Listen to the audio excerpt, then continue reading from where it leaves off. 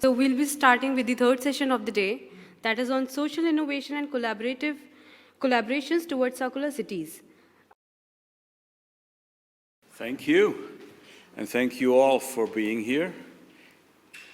It's a matter of social innovation, and that's probably one of the most difficult topics. Why a stadium? I'm an innovator at the stadium, and the stadium is the shareholder, the biggest shareholder of the stadium is the municipality. So the Johan Cruijff Ahrend is also a field lab for Amsterdam to start innovation on various programs, and one of them is social innovation and sustainability. So that's why I'm happy to have you here and three wonderful presenters to give a story. Rudiger Ahrend from OECD, and you're responsible for the economic analysis and data and statistics from the Entrepreneurship, Center of Entrepreneurship. I most welcome you and to shed a light on social innovation and collaboration for circular cities. Okay, welcome everybody. Thanks a lot for introducing me. I'm very pleased to be here at the Geospatial World Forum. It's actually the first forum that I'm attending, but it's certainly not going to be the last. I'll be talking about the work we're doing in the OECD on the geospatial side to kind of like come up with indicators that are useful with respect to cities and regions in the with respect to especially the SDGs and also to a certain degree the circular economy. We're obviously doing also a lot of these indicators with respect to the transition to a net zero economy, but given that that's not the topic, I'm not focusing too much on those today. Now, okay. During my talk, I will basically kind of like first start to touch upon how the OECD is helping governments, local governments or central governments with localized data, geospatial data. Then I'll be touching upon how you can use geospatial data to define cities. Then in the next session, I'll more generally be talking about geospatial tools to bridge data gaps, and that I will use to measure the distance to the SDGs. And then I'll say some words about an institution we founded last year ago, which is the OCD Laboratory for Geospatial Analysis.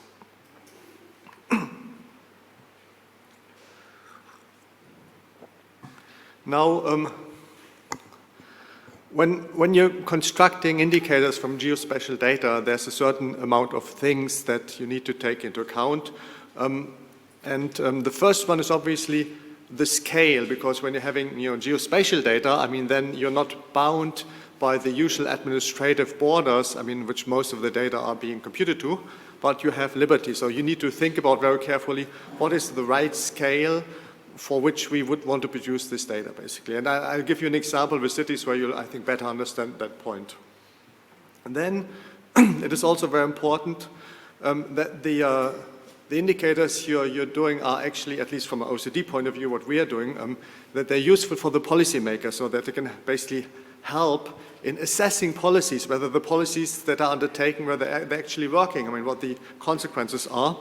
And they need, in a way, to be able to monitor the developments in certain areas. For example, with respect to the SDGs, you want to monitor the progress that is being made towards the SDGs. And then, last point also, there's typically also a lot of discussion within countries between different levels of government, between civil society, and other interested stakeholders and politicians about what the right policies are.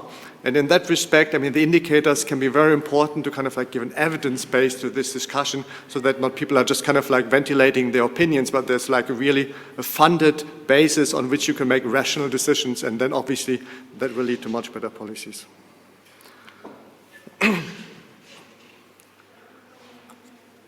So what are we doing in the OECD to help governments in their, localized data work, or basically kind of like when it comes to spatial data, basically?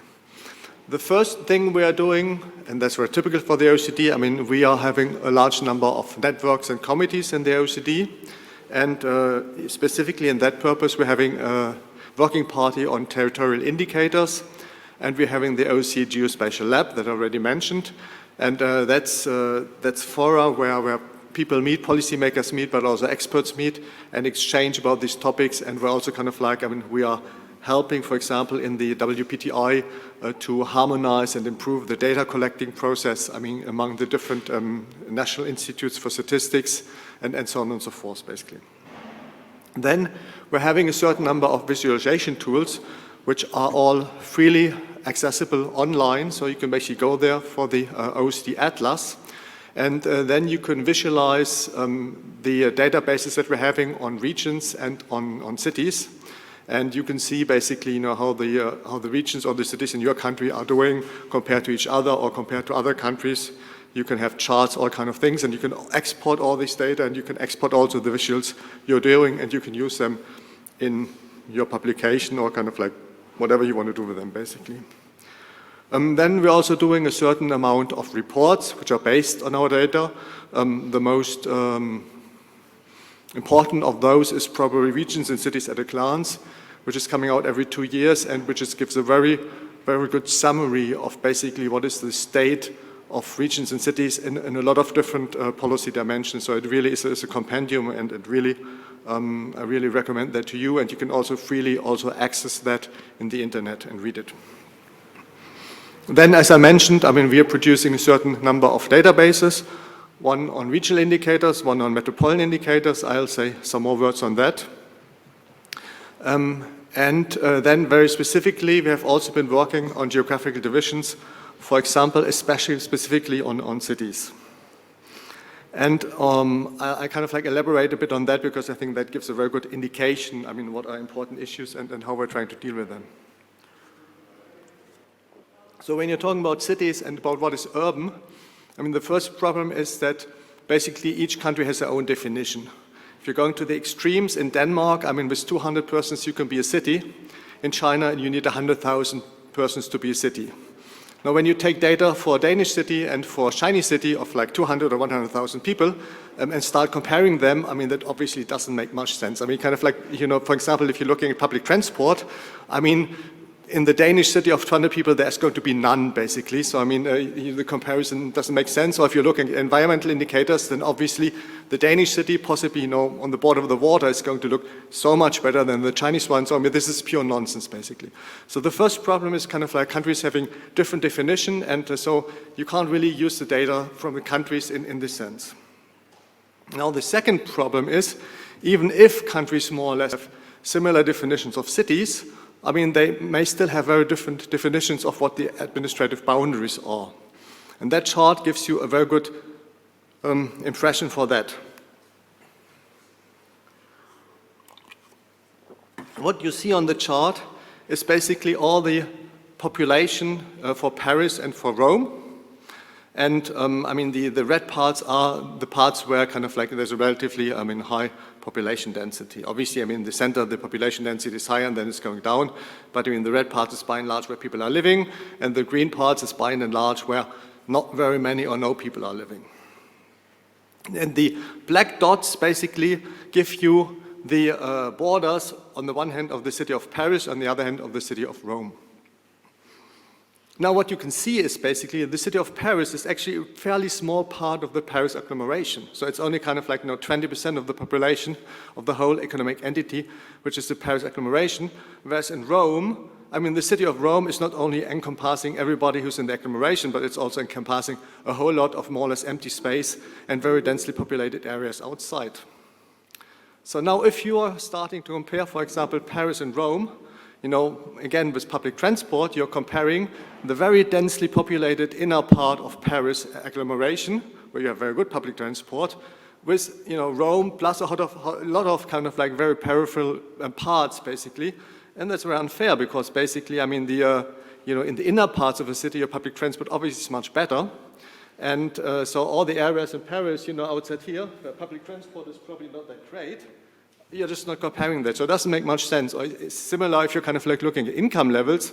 I mean, you're by and large comparing, you know, the 20% most educated and richest people in Paris with everybody in Rome. Again, doesn't make much sense. So I mean, the point I'm trying to make here is basically kind of like when you're looking at cities, when you want to monitor what's happening in cities, when you're trying to determine whether cities are reaching the SDGs or not, when you're looking at administrative borders, you're bound to fail. It doesn't make any sense, basically. So what really is the most important thing, therefore, before you start doing anything with kind of like monitoring SDGs in cities, is defining what cities are. And for that, we've been doing a project. We've been working on that already for some time in the OECD.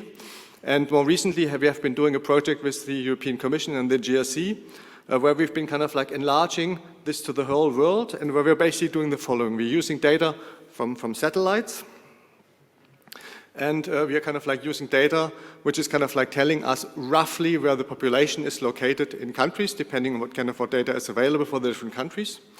And basically with the satellite data, we are recognizing where the buildings are. And then when we know where the buildings are, we kind of like, look at kind of like where the population is living, and kind of like allocate this population to the buildings by and large. Now, that's obviously an approximation, but that still is a lot better than anything you can get from the administrative data in a lot of countries. And the advantage also is kind of like, it is totally internationally comparable because, you're using the same kind of like, way of calculating that. And in doing that, then basically define a city as kind of like a sufficiently dense area. I'm just giving you kind of like the Great Lines. You can read that all in much more detail in our report, Cities in the World, if you're interested. Also freely available online.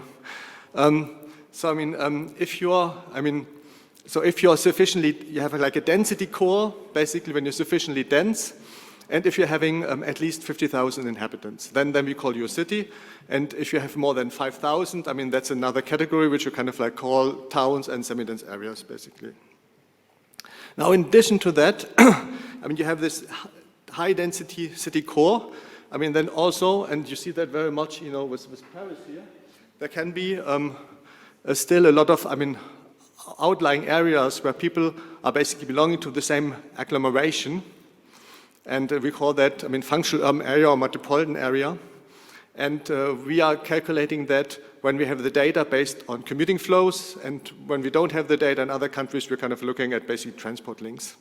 So we have been, together with our partners, creating a database where basically for all the countries in the world, we have defined in the same way coherently what the cities are, what the boundaries are, and what the commuting areas of those places are, so what are the kind of like the functional urban or metropolitan areas. And when you do that, you get a whole lot of interesting results. I'm not going into too much detail because it's not really the focus of the talk today, but just give you one example. So basically, when you have this data, and given that it's data from satellites and things like that, you can also kind of like do that over time. So we're having a time dimension. But here, it's basically it's around the situation. The decade between 2015. And we're looking which are the places where population is actually shrinking, because when you're talking about cities these days, most of the time you're talking about population increasing, you're talking about housing prices going through the roof, at least before COVID. That was the general talk. And actually, that's true in a lot of places, but that's not true everywhere. There's 20% of cities already in the world today that are shrinking, that are losing population, and that's going to be 30 in not so far in the future. And that obviously is very important to know, because when you are a politician, you're managing a city, whether your city is growing or whether your city has a shrinking population, obviously makes it a totally different world. The policies you need to undertake are totally different in both cases, and you really need to know. And given that countries, by and large, have not been aware that there's a whole lot of cities that are shrinking, there's very little that has been prepared in their policies to basically prepare for that case, with the exception of some countries like Japan, for example. But basically, just to explain you the chart, in case you can't really see it, but it's basically if whenever you are red, basically it means your city has been losing population. And you see, it's also not totally surprising. It's mainly in those areas in the world where population is basically, stagnant or declining, that you have a higher share of shrinking cities.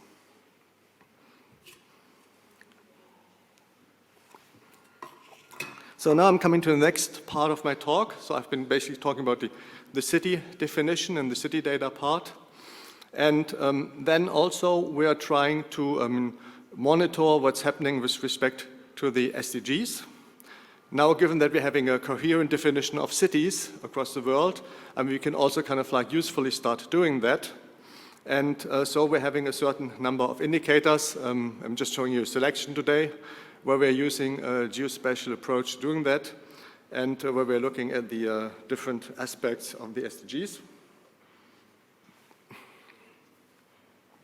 So first slide, very importantly, we're looking basically at air pollution levels.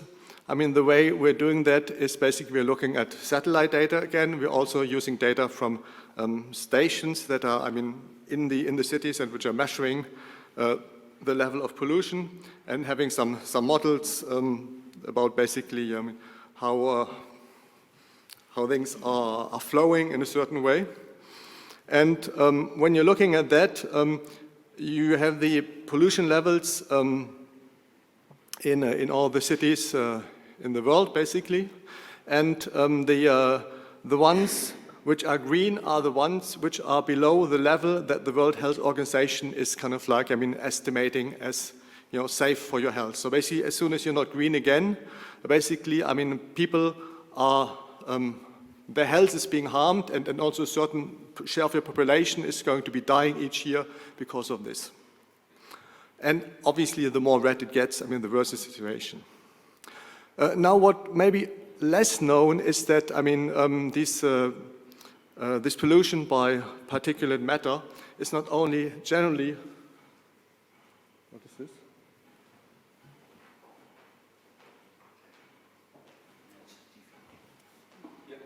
Okay, great, thanks. So what what you may not know is that bad air quality is not generally kind of like bad for the health of your population, but also kind of like death rates in COVID have been very massively increasing because of that. So basically, I told you the level of the World Health Organization was 10 microgram per cubic meter. Now, if your air had 1 microgram more PM 2.5 particles, that meant basically your death rate during COVID was between 8 and 16% higher. So this is quite a huge number of people who died because of COVID because the air was worse in your place. So that's quite important to understand that. But that's something that is maybe less well known, but bad air quality is killing a lot of people each year, and there's very little which is being done about that, or at least by far not enough, basically. Then we're also trying to measure land consumption in cities. That obviously, is also very important with respect to the transition to a net zero carbon economy. I'm not going too much into depth on that one. We're also looking at tree cover in cities. You see that there is very different situations. In some places, basically, they have been increasing the greenness of the cities. They've been increasing the number of trees that you have in these places, and others, they're losing the trees. This is getting increasingly important, not only for the life quality, obviously. When you're having more trees in the city, then that's more pleasant for the inhabitants, but also with global warming. You're having these heat island effects, which are making certain parts of cities almost inhabitable during certain times of the year. And if you're having a higher share of vegetation, then that's obviously helping against this negative effect. Then we have also been looking at emissions per capita across regions and cities. This is an aggregate chart for cities. What this is showing is that production-based emissions of greenhouse gases are actually higher per capita in less densely populated areas. That obviously is in part because in the more densely populated areas, you're also kind of like, you're consuming carbon of things that are produced elsewhere. But this is still a useful measure because, especially when you're looking at the region level, that allows you to understand how much transformation a certain region will have to undertake. Because if you are having a very high per capita emission of carbon in your region, even if you're not consuming it, it still means that you will need to change your production very much. It means basically either certain enterprises may go out of business or will very, very massively have to change their production process, which they may or may not be able to do with the workers they have. So I mean, it basically means that there's a lot of change that will be coming your way. And if you want to be successful in mastering that change without negative consequences, I mean, you really need to be thinking about these things very quickly. And in that sense, I mean, this indicator is extremely important. I mean, and yeah. Okay, that was, I mean, the part I wanted to kind of like just show you some indicators, I mean, which we can be using to monitor the transition to, how we are doing with respect to the SDGs. But I mean, some of them, like the last one, I mean, they're also very important in the transition to a net zero carbon economy. And then, I mean, in addition to the indicators, and I already mentioned that earlier, we're having a certain number of visualization tools in the OECD that are available on the internet, so which you can use. And one also is specifically on where you can see how your city or how your region is doing with respect to the SDGs. And so you can measure basically the distance of your place with respect to the different SDGs in there and get some nice visual graphics. So I mean, I also can recommend you having a look at that. And last but not least, I also wanted to say you some more words of the OECD Laboratory on Geospatial Analysis. That's a new institution we founded last year. And there is basically, well, let me first start saying what it is doing. It is basically a network, a platform where specialists on geospatial are meeting from different backgrounds. I mean, from the academic sector, from the public sector, from the private sector, and to discuss issues that are of relevance for the geospatial community. I mean, we have noticed that there's a large need for kind of like making things more coherent, for having better regulations, for having a better understanding how one should be using geospatial data. Also kind of like how you can make sure that if you're doing research that other people can actually, I mean, verify your research because they can replicate it, and how to achieve all these things, which, I mean, are not so evident. So, I mean, that's all discussions we're having. Also ethics of geospatial data, that's another important aspect we're discussing. And so we're having these regular meetings, and I just want also to say, I mean, given that there's a lot of geospatial experts here, obviously, in this forum, I mean, if there's something that you may be potentially interested to contribute to, then, I mean, don't hesitate to contact me, and we will invite you. And you have also more information on the Geospatial Lab on the OECD website. If you just type OCD Geospatial Lab, I mean, then you'll see much more than I can say here. And with that, I wanted to thank you for your, no, that's the wrong way. Wanted to thank you for your patience and your attention. And you have my email here, so if you want to contact me, feel free to do so. Thank you very much. Is there maybe a question?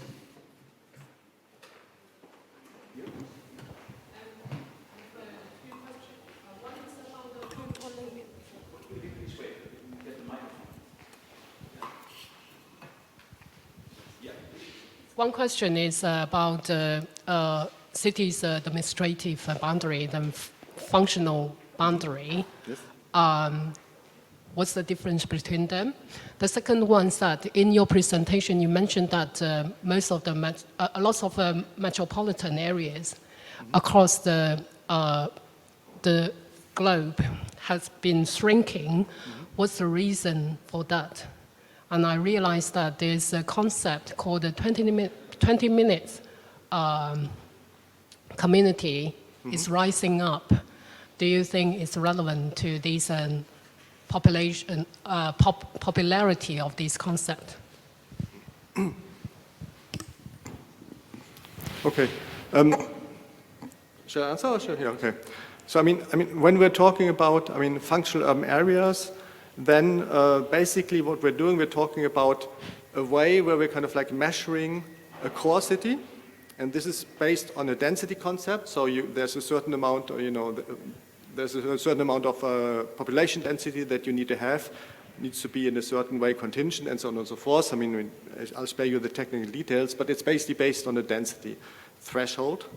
And then around that, we're having a commuting belt, which is if we have the data based on commuting flows, and if we don't have the data, like in developing countries, then we are basing it on basically what are the parties where you can reasonably expect that people who are living there can get in the city and to work there. Simplifying a lot, but I mean, that's basically what we're doing there. Then once we're having these functional urban areas, then they're of different sizes. And then the larger ones, I mean, we're calling them metropolitan areas. The other ones we're calling agglomerations. So that's the idea. Now, on your question with the 20-minute city or 30-minute or 15, depending on who's proposing that, I think that is not really that much correlated to the shrinking or the growth of population in cities. The idea is more to kind of like restructure our cities in a way so that people don't need to spend like long hours to be kind of like, driving or going with metro to be able to get to certain places, but to have a more mixed-use cities where basically you can live somewhere and work not too far from where you live, you can shop not too far from where you live, you can go to the cinema, to the doctor, and all these things that you want to do in your life, you can also do that in a relatively reasonable amount of time, which then has the added benefit that basically, I mean, if people are not driving around that much in the city, I mean, then you have less congestion and you have less emissions of greenhouse gases and other, I mean, polluting factors, basically. So that's a bit the idea behind there. And I think the reason why you're seeing shrinking cities is simply that in certain part of the world, you have stagnating or shrinking populations. So by definition, if your population is stagnating or shrinking, I mean, there's always some places which are growing, then there's some places which are not growing, so they're shrinking. And especially when you have, like, I mean, declining populations, I mean, you will have a very large number of shrinking cities. So at some point, I mean, typically it's the biggest ones which are still growing, or at least until very recently have still been growing, and all the other ones that have been shrinking. Then obviously it has also to do with the economic fabric. So in parts of countries where there has been a lot of economic decline, then people may be moving away. Something you may also have be shrinking cities, even in a country where you still have like population growth. But generally speaking, I mean, as we are moving increasingly, especially in Europe, but also in certain parts of Asia, towards a situation where we're having stagnating or shrinking populations, we will increasingly have to deal with the problem of not only having the countryside where the population is going bad, but also having cities where the population is shrinking. Okay, thank you very much, Rutger. So, now we will listen to Marino Cavallo, who is from the Metropolitan city of Bologna, and telling us about social innovation also.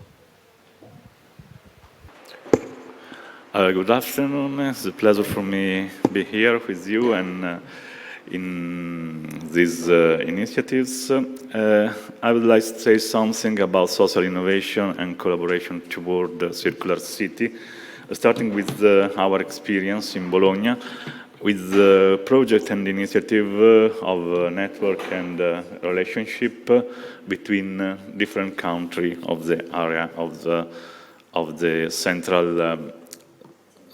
Central Europe, in a project called Sia Responsible. So the focus of the project is the cooperation for the development of social innovation. And what means is in a city, and why I try to explain you why the circular enterprise and the circular public administration are in a close relationship with the objective of the social development goals of United States.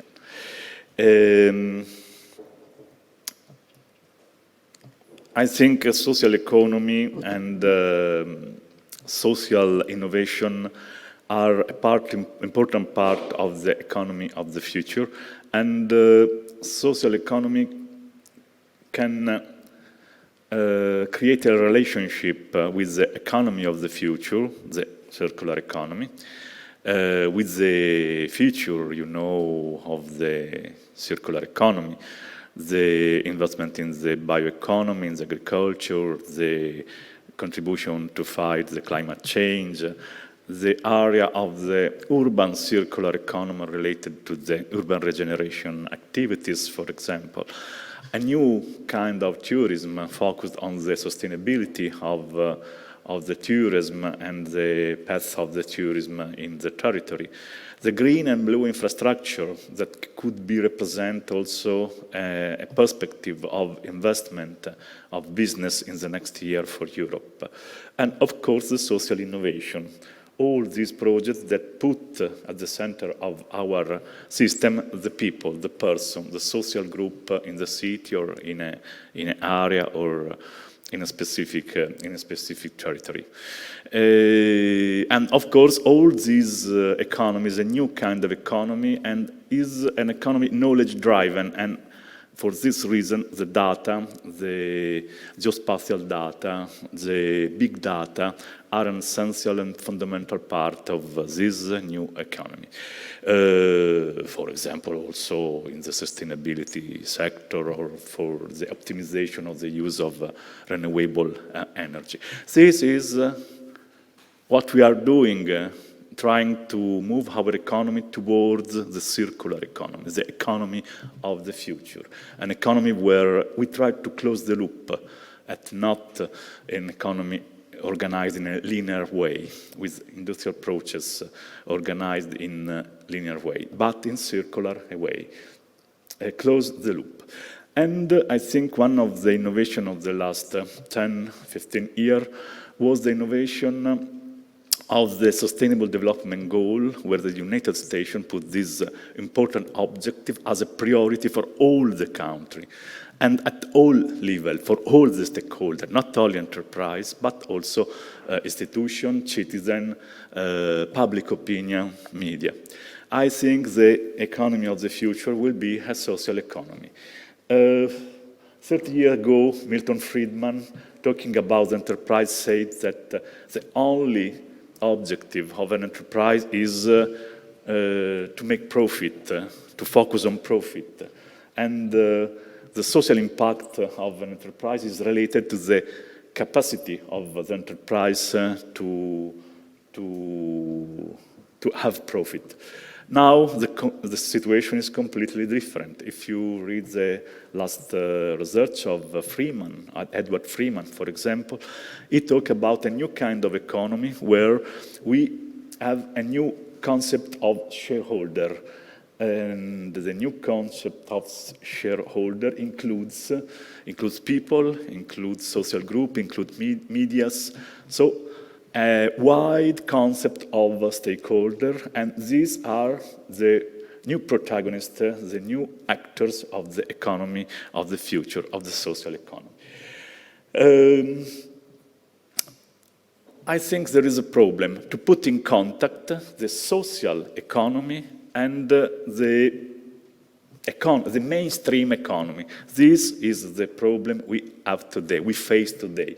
And this is the problem we try to solve or to contribute to the solution of this problem using EU resources to create network between mainstream enterprises and social economy enterprises. This is the focus of the project, because I think in this area we can really find new solution for a new kind of economy focused on the people, on the social group, instead of on the goods. Social economy, you know, is made of a diversity of enterprise and organization, and is important in this social economy, for example, the role of the cooperative, of the association, the foundation.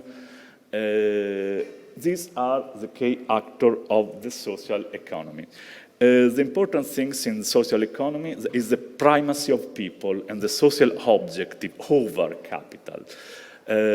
So this means democratic governance, solidarity, and reinvestment of most profit to carry out sustainable development objectives.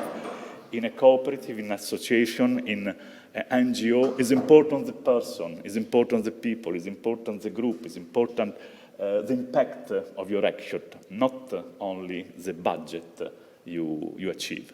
And this is the key difference of this new kind of economy. And I come from Bologna. Bologna is one of the most important territory for the development of enterprises. Social economy is not an affair of small micro-enterprise. Our experience can demonstrate that social economy is a good way to organize also the big business of the future.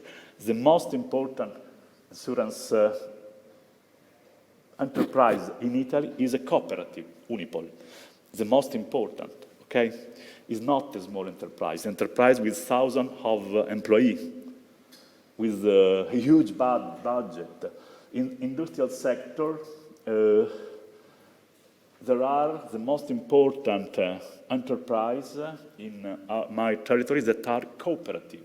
So are in a close relationship with the organizative model of the social economy, of the social enterprise. But they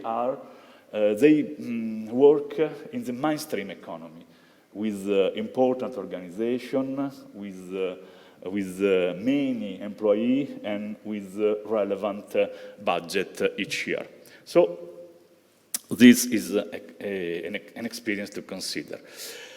Another important thing we have to consider when we talk about the relationship between social economy and mainstream economy is a new mood in the management research. Now is natural for an enterprise invest in corporate social responsibility. CSR is the new strategy, is part of new strategy of the most important enterprise in the world.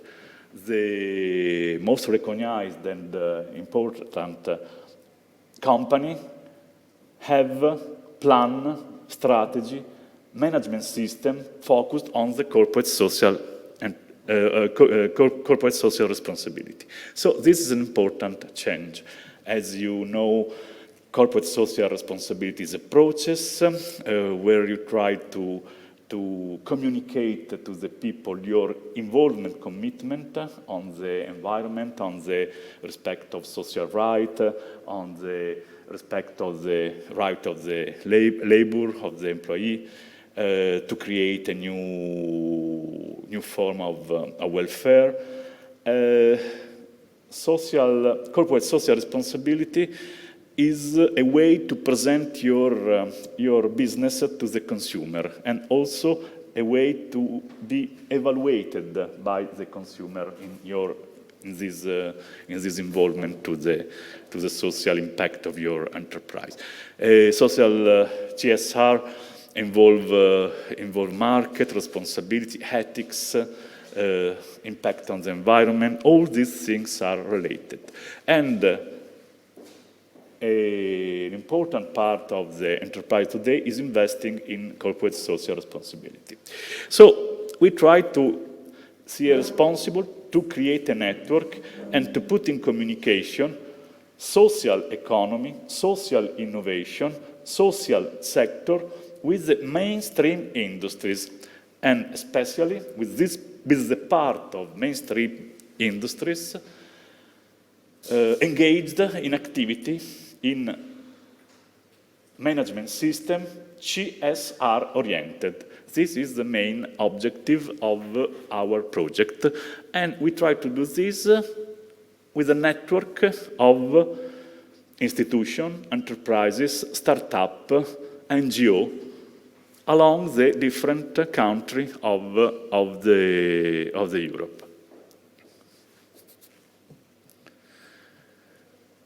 Empower, in this way, we tried at the end of this project. The project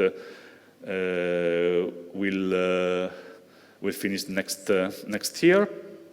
We try to empower social enterprise in Central Europe, and we try to connect the social entrepreneur, and we call the altruistic entrepreneur.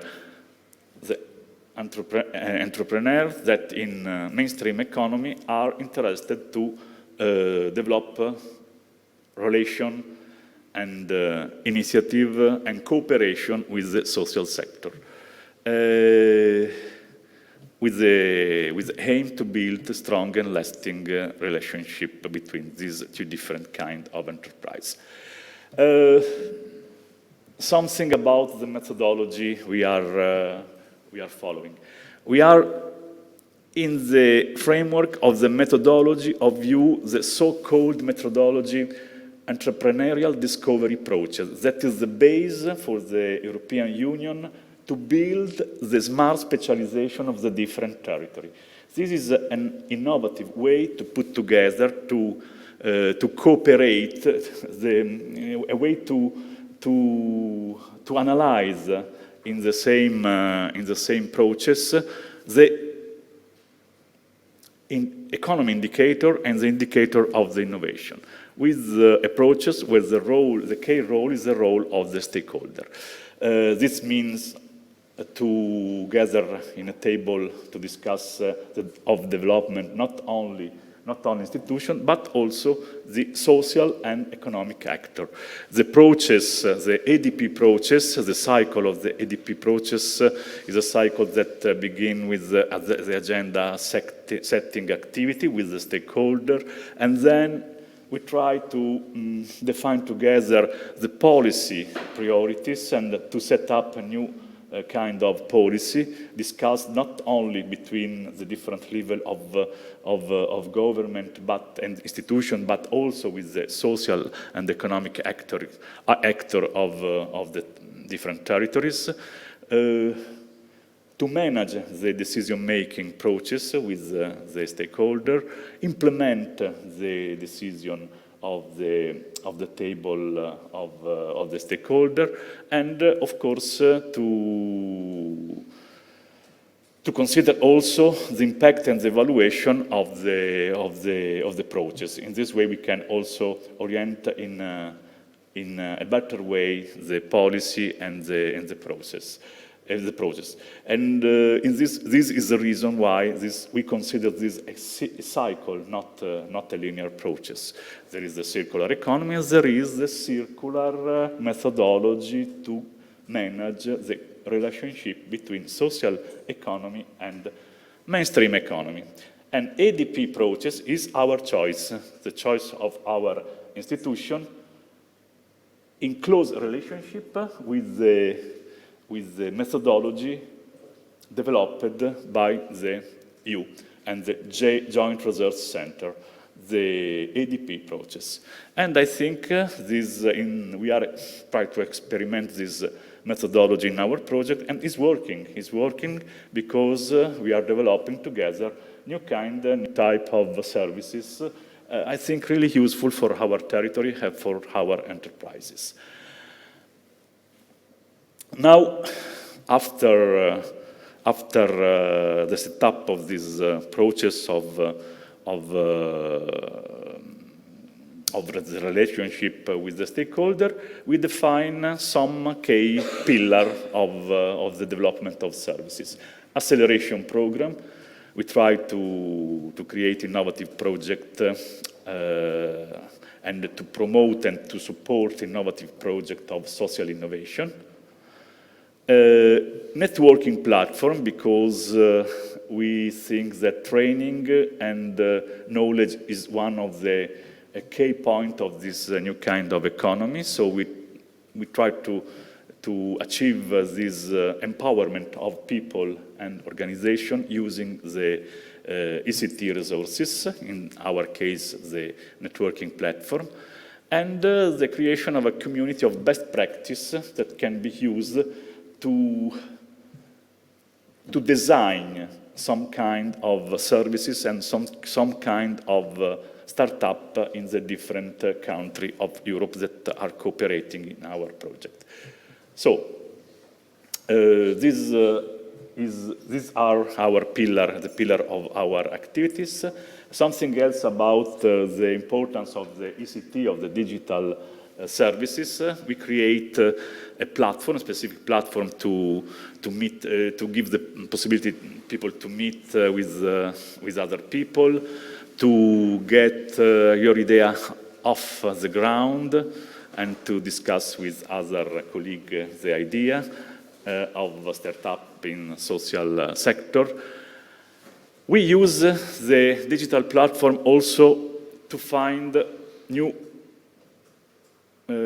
funding opportunities. You know that's important.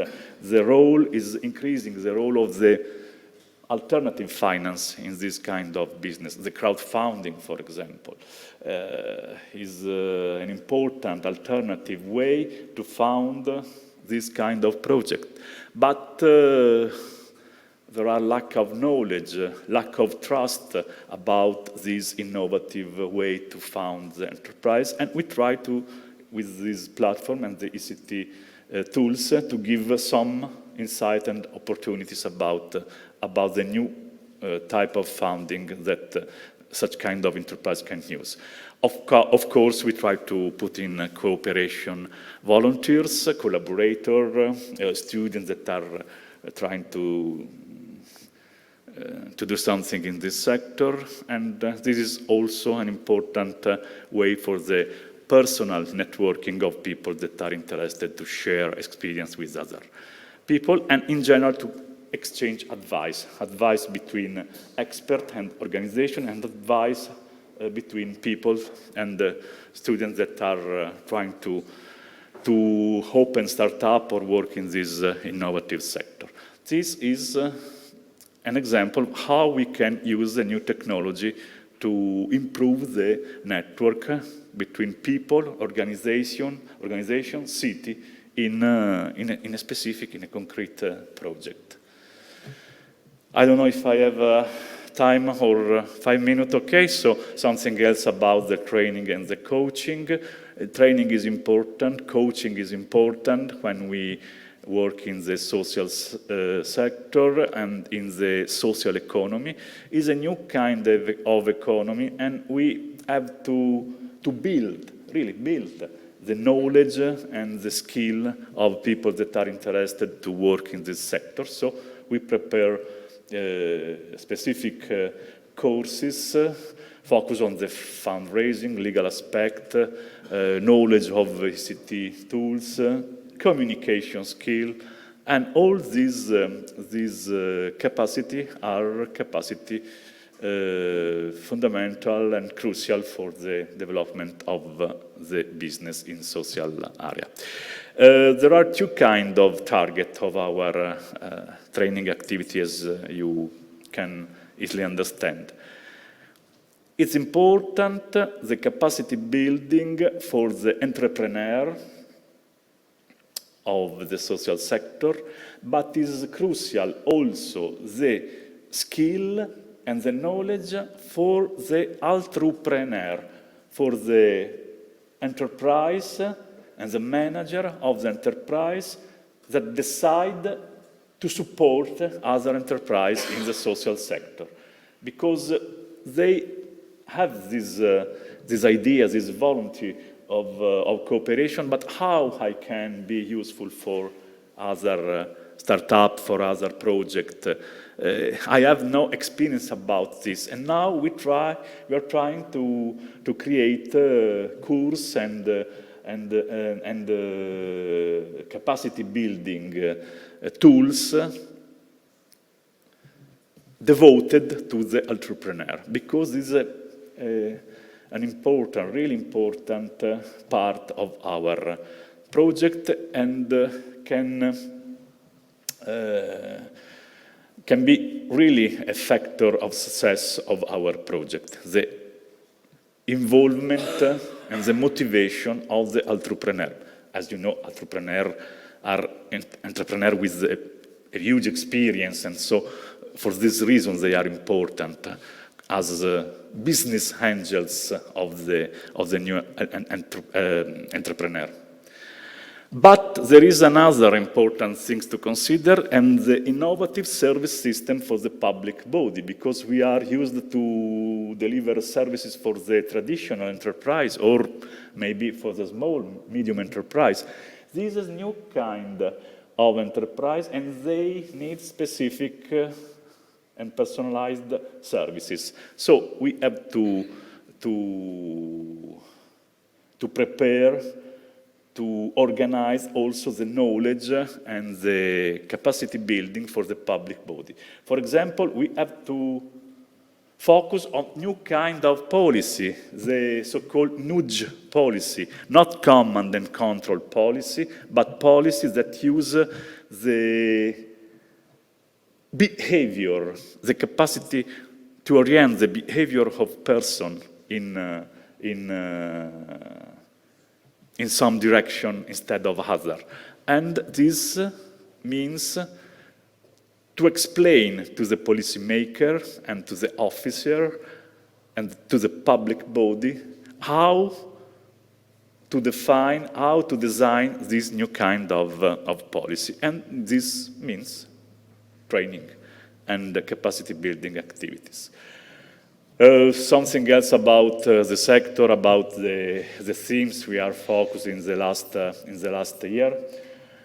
We prepared training about the third sector and the Italian reform of the third sector, competence about business plan, governance, and management of the enterprise, the taxation, legal status and subsidized financing for enterprise, social impact evaluation, this for the social entrepreneur. For the altruistic entrepreneur, we try to explain the social responsibility as a key competence of the enterprise of the future, the role of the entrepreneur, what they can do and how they can do this for the social enterprise, the ethical finance, the impact of finance and the main financial instrument for social enterprise, and the importance of the diversity and inclusion in all the enterprise, in all kind of enterprise. 2 minutes, 3 minutes, okay? So I go quickly to the end of my presentation. Of course, I am at your disposal if you want to have some further information.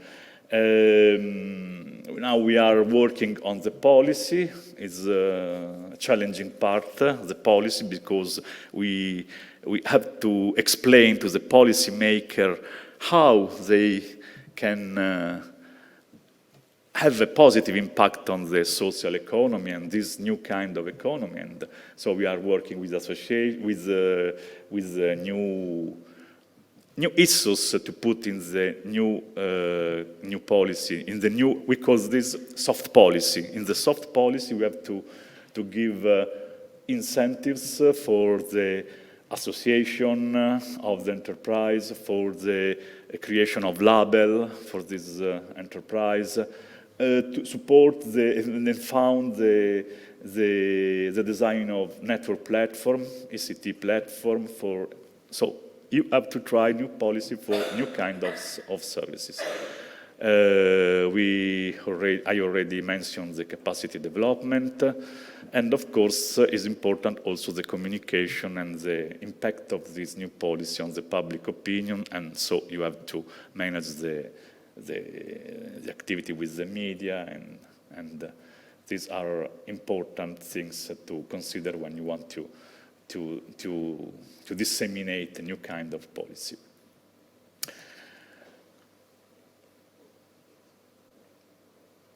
So now in the final part, and I go to the end of my presentation. We are working to select the innovative services for social startup, and we try to understand how we can realize this in a network of cities in the different countries of Europe.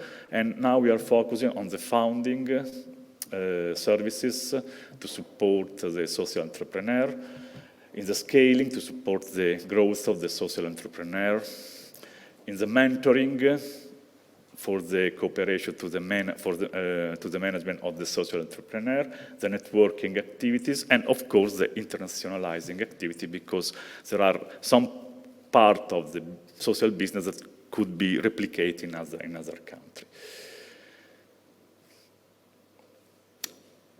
And one of the things we found in this work is the close relationship between and the same approach, attitude of the enterprise that are working for the development of system for the circular economy, that at the same time as a prosecution of the commitment toward the social development goal, they are open to the management system oriented to the social enterprise and the corporate social responsibility. So I come back to the first slide. I think social economy and corporate social responsibility is a way to put in relationship the two pillars of the international strategy of our time. The Sustainable Development Goals of United Nations and the circular economy, this new kind of economy that could really change the impact of the economy on the environment. Thanks for your attention.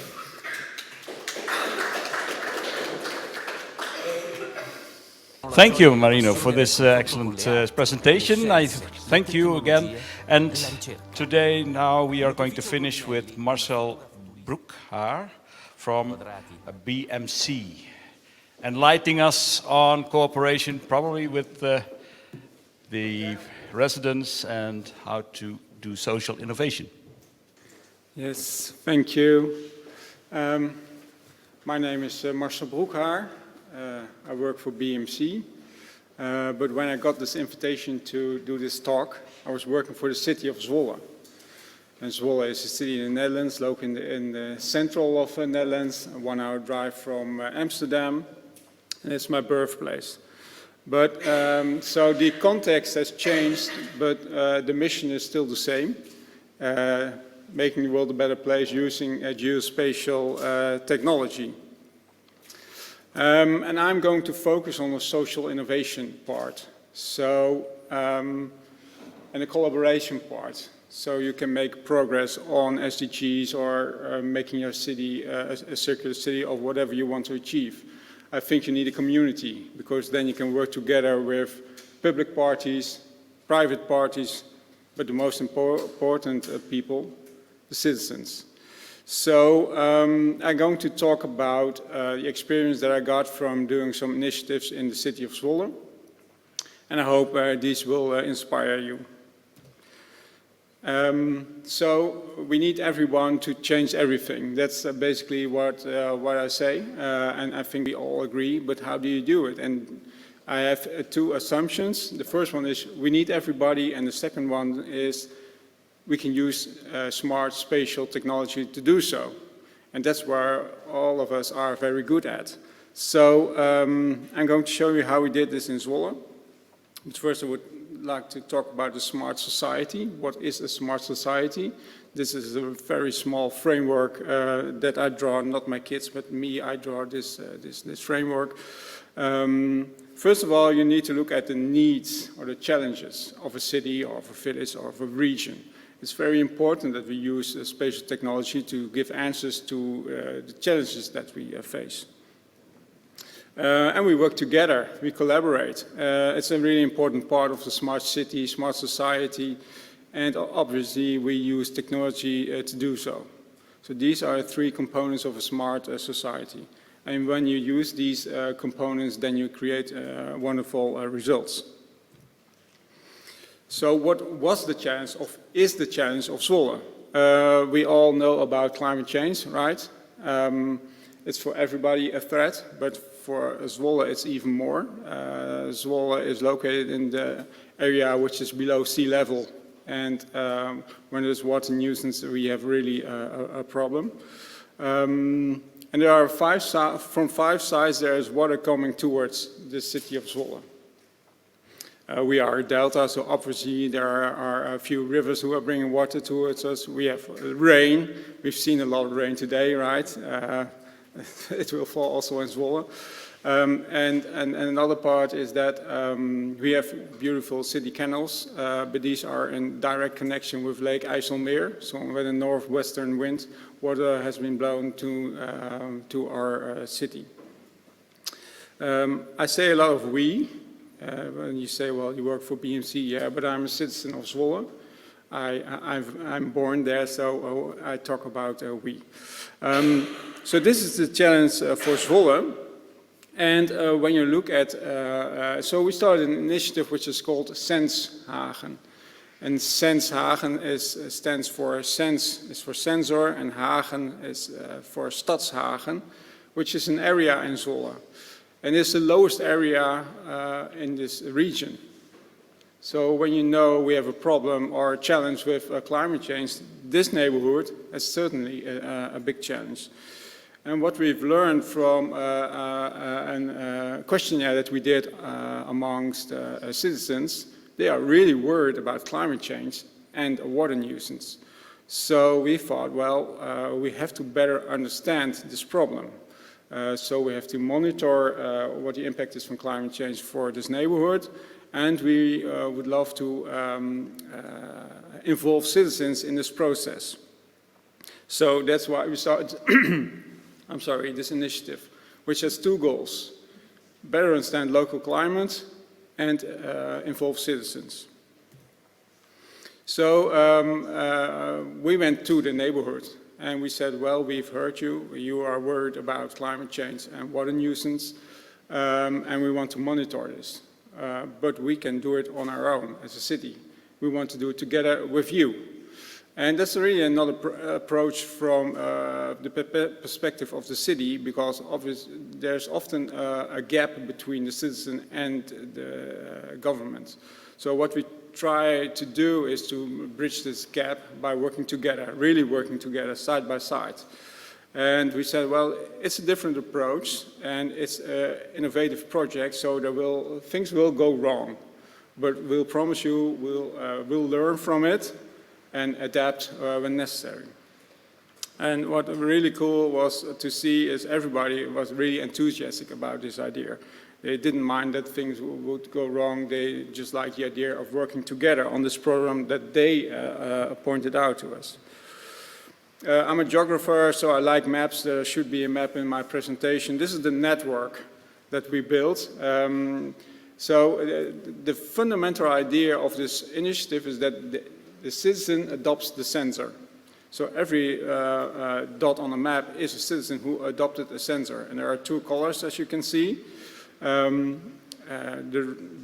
red ones are weather stations, and the blue ones are air quality sensors.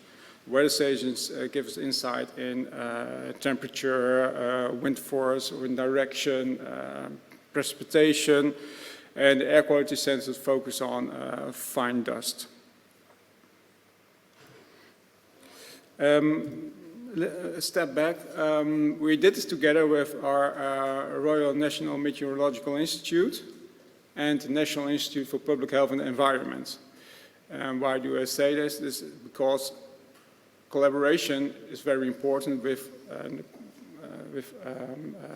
organizations who are really experienced and have a lot of knowledge about this issue. So we can better communicate with the citizens about the progress that we make and the results that we get. They helped us out building this network and advised us on which sensors that we need. And we built this together with the inhabitants. They go to their homes, they put the sensors to their sheds, or we put the sensors to the lampposts. So we built together this network of sensors to monitor the impact of climate change. And so we are gathering data to monitor. What we thought was really important, that when we started this initiative, the data must be available to our citizens, and not through an open data portal, but because that is really not a nice way of using data or to consume data. We built a citizen engagement hub. The city of Zwolle was the first to implement this technology in Europe, and we got a lot of help of our friends of Esri in the Netherlands. But it was really cool to work also on this innovative technology. And it's really different than an open data portal, but because this is creating context. So what is the problem that we are facing? What are valuable information products that we can use? And also there's open data available for people who want to use this data. This from day one, the start of the project, we had this portal open, and we, while doing this project, we adapted a lot on this this hub page, because we learn by doing things. And then you create a community, and people are getting into action, and we did a lot of different things to create this community. Stadshagen is a young neighborhood, newly built houses, so there are a lot of preliminary school students. So we developed a lesson plan. We went to the primary schools, and we thought about what is climate change. Well, most of the children know what climate change is. That's really a good thing. But we learned how you can do something yourself about it, so they can bring that message to home. The former sheet was about the hub. Before, it's a cool idea when people are working with the data of their own sensors. So we asked to the people, well, do you know how it works? And, no, we don't know. Okay, we're going to teach how you can use the data. So the lower photo is about a hub evening. Citizens and participants of the project go to a place in the middle of the neighborhood, and then we teach them about how to use the hub, so they can make their own maps. On the left-hand side, you see four guys looking very happy to their results. This is what we call the tech team. This are people from the neighborhood who build their own sensor. And why do I think this is really cool? Because they understand what the problem is in their area. So they are using their talent to create insights in the challenge that you face in this neighborhood. So that is really a citizen coming into action. And when we built this community, it's a movement, and people are getting into action, and what you want is to expand this. So we have this neighborhood, which is more or less a community. From these initiatives, you get contact with other organizations, and you build new ideas so you can put a branch to this community. So we got a crazy idea to get into the Guinness Book of Records, and how do you get there? I don't know, but when we thought about what a cool idea would be is when children from the preliminary schools build sensors all together on different places in the city. Then we want to get this world record of the most kids who are building a sensor together. But the most important thing is that then you build cheap sensors, and maybe you can use them in the neighborhood of Stadshagen. Then you can calibrate this network, and when you want to spread it out over the rest of the city, you can use these cheap sensors because they are calibrated by the professional scientific network. So in this way, you use geospatial technology to in becoming a smart and inclusive community. And I'm going to work on this movement from another perspective. My playground was my birthplace, and now it's the whole of the Netherlands. So are you interested in working on this mission together? Let me know. You can reach me by my email. Thank you.